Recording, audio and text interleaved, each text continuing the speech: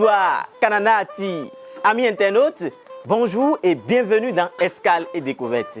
Pour ce numéro, je suis à Boukoumbe, plus de 500 km de la capitale économique du Bénin, Cotonou, pour vous faire vivre une réalité magique. Et je ne serai pas seul, je suis avec la charmante perspective Tossa. Bonjour à tous et encore une fois, bienvenue à Boukoumbe. Ici, tout bon Otamari ne saurait démarrer sa journée sans prendre au moins un aliment fait à base de fonio, que ce soit bouillie de fonio ou couscous de fonio.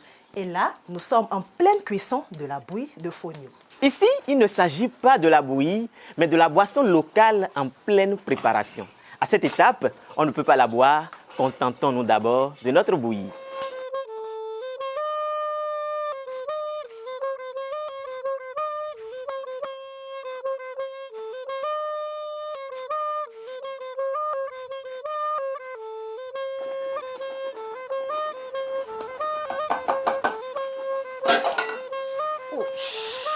C'est un peu chaud. Raoul, Waouh! à toi l'honneur. Bonne préparation. Merci. Ouh. On va la boire ensemble, mais d'abord on va s'installer, non? D'accord, super, ça marche. Voilà. Et ça se prend comment? Comme toute bouillie ou... Oui, c'est comme toute bouillie, il faudra la sucrer si on veut. Hein. Non. Sinon, ça se prend comme ça aussi. Attention, c'est chaud. Bonjour les amis. Bonjour. Bonjour, monsieur. Monsieur. Comment allez-vous? On Ça va va, tout très va bien. On vous invite. Merci bien. Notre guide est là. Démarrons à présent la visite des merveilles de Boukoumbe. Attends, je vais goûter une fois, d'accord? Raoul. On y va? Merci.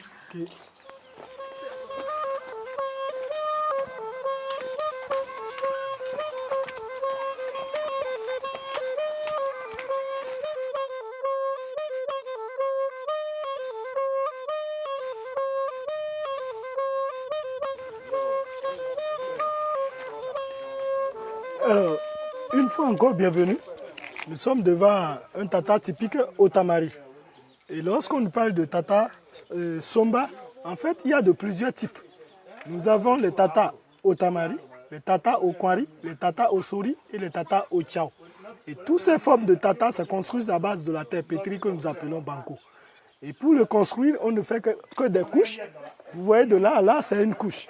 Et on laisse sécher avant de monter une seconde couche. Et pour le crépissage, c'est avec de la bouse de vache mélangée avec de sable tamisé. Et si le crépissage, vous avez de cette décoration qui représente l'identité que nous avons sur le visage. Et à la devanture, nous avons de ces monticules de terre. En fait, c'est les divinités. Nous avons les divinités qui protègent la maison contre de mauvais esprits, de même les divinités de porte-bonheur. Et au-dessus, nous avons des cornes de bœuf. Ça, c'est des trophées d'animaux sacrifiés. De même, les trophées de chasse aussi également. Donc voilà brièvement un peu comment le tata se présente. Donc on peut y continuer dedans. Au coin riche, c'est ça. Bien noté. Et alors, ici... À l'entrée du tata se présentent déjà les premières authenticités. Un trio de meules qui sert à écraser tout ce qui est céréales. On a la première personne, il casse le céréal, la seconde personne remonte la farine, elle recrase, la troisième remonte, elle recrase à plusieurs reprises afin que la farine ne devienne fine pour la cuisine. Nous avons le mortier. À quelques mètres, un mortier en terre pour piler le C'est fonio. un céréal très fin qui est probablement cultivé au nord du Bénin.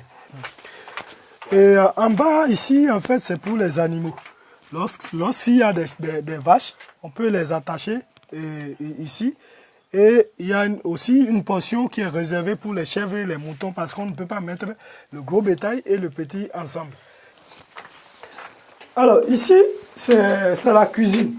Lorsqu'il pleut ou bien en période de l'harmattan. Donc c'est là où on vient faire la cuisine. Sinon, on peut faire la cuisine sur la terrasse en haut. Ah d'accord, donc il y a encore une autre cuisine en haut. Ouais. Le sommet du tata est la partie la plus intéressante. On y trouve une ou des douches. Qui auparavant servait comme douche. Donc on est là, on prend la douche là et on rabat. Il y a une petite porte qu'on rabat. Même en pleine journée, si quelqu'un vient, il voit la porte rabattue, il sait que il y a quelqu'un qui est en train de prendre sa douche et il attend. Quand vous finissez, vous le recevez. Donc lorsqu'il ne pleut pas, comme je le disais, et lorsqu'il n'y a pas l'harmattan, Donc on fait la cuisine là. Une cuisine, des chambres en forme cylindrique, petites en apparence, mais très vastes vues de l'intérieur. Voilà la chambre. On a la chambre ici pour dormir. Nous avons 3 chambres. Ouais. On peut rentrer? Si, oui. Ok. C'est après toi. Je vais passer devant toi. Oh là là. Doucement. C'est assez vaste, hein. On peut se coucher sans se rompre le cou. Pour sortir, on met la tête d'abord. Ok, comme ça. Voilà. Oh. Ok. Voilà. Donc, d'abord, la forme de la maison, c'était pour lutter contre l'ennemi et aussi des animaux sauvages. Puisque au temps de nos parents, il y avait encore d'ennemis et il y avait aussi d'animaux sauvages. Ok. Donc c'est une manière de se protéger. Ici, on a le grenier. À la cime du Tata se trouvent aussi des greniers, de véritables conservateurs des produits issus de On a le l'agriculture. grenier de la maman et de l'autre côté, le grenier des enfants. D'accord. Ouais. Dans les greniers, on peut conserver du mil, du fonio, du maïs et un peu de tout. Là, c'est le compartiment du mil. Là, le sorgho. Et l'autre côté, le fonio.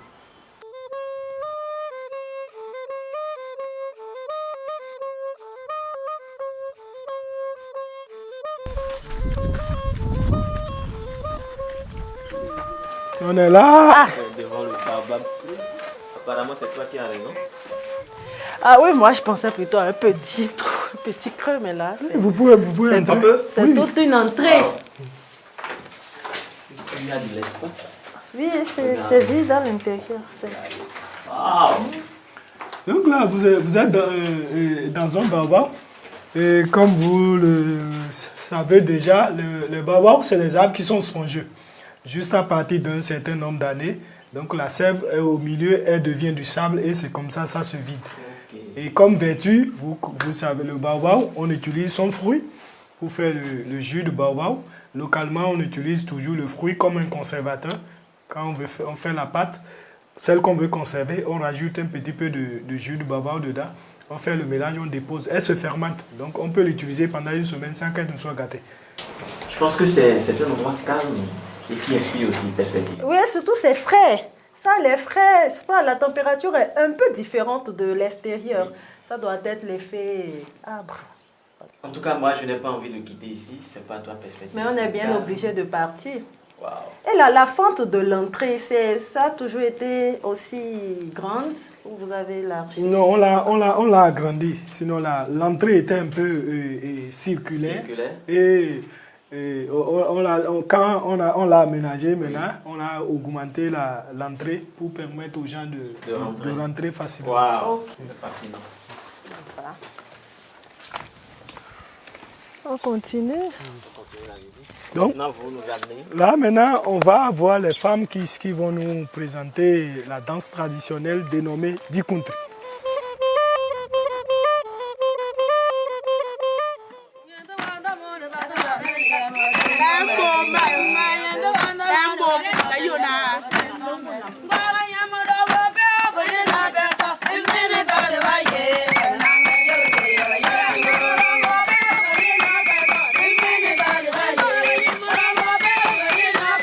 C'est la danse Dikuntri.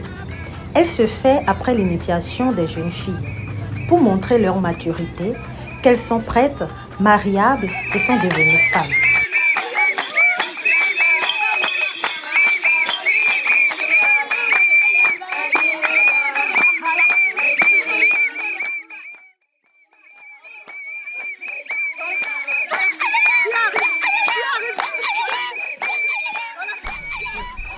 Avant la danse du fouet, vous avez vu, on a d'abord démarré par une danse et on est venu, on a fait le fouet et après le fouet, on a clôturé avec une danse.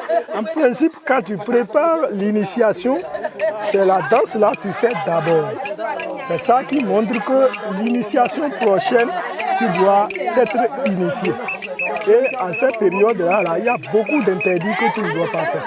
Tu ne dois pas manger les huiles, l'oignon, et tu es tout le temps sans chemise. Tu restes pratiquement nu durant toute la période. Et dès que la phase là finisse, maintenant l'initiation même arrive. Et dès que l'initiation arrive, c'est des épreuves.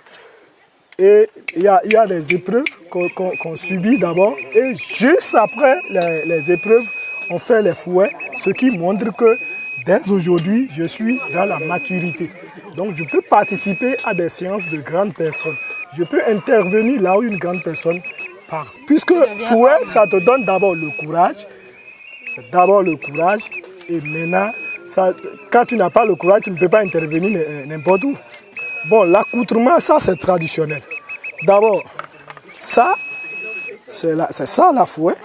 Mais ceci, c'est pour ne pas laisser la fouet t'atteindre. Donc c'est un protège en quelque sorte.